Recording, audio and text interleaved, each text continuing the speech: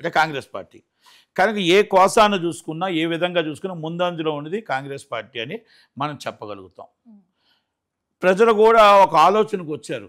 ఆమె ఆమె ఆమె గెలిపి 10 సంవత్సరాలు గెలిచి ఏమి చేయలేదు. తర్వాత ఇప్పుడు సునీత గారు గెలిచి ఏం చేస్తారు? ఆమె ఇప్పుడు 10 సంవత్సరాలు ఏ రోజు ఆమెను చూడలేదు మనం. గోపి గారితో పక్కన రాలేదు. గోపి గారితో అమ్మ బాగున్నారా అని రాలేదు. ఎప్పుడు రాలేదు. బతుకమ్మ పండక్కి రాలేదు. ఇంకో పండక్కి రాలేదు. దసరాకి రాలేదు.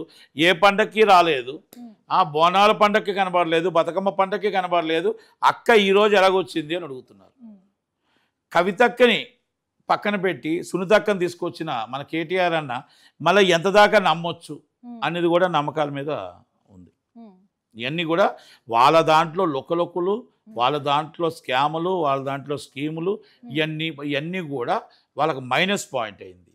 కాంగ్రెస్ పార్టీకి ఫెడరేషన్ మొన్న ఎలక్షన్స్ ఇది మన బంధు కాల్ఫర్ చేయడం, 20,000 ఓట్లు ఆటోమేటిక్గా ఎనానమస్గా చిత్రపూరి హోటల్ దాంట్లో వాళ్ళకి అందరికి ఇల్లులు ఇస్తానండు.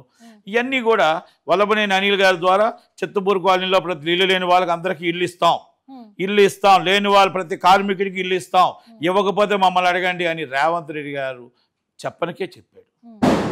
అంటే సినిమా ఇండస్ట్రీ అంతా సపోర్టెడ్ కాంగ్రెస్ పార్టీ, నవీన్ యాదవ్. 20,000 ఓట్లు ఉన్నాయి.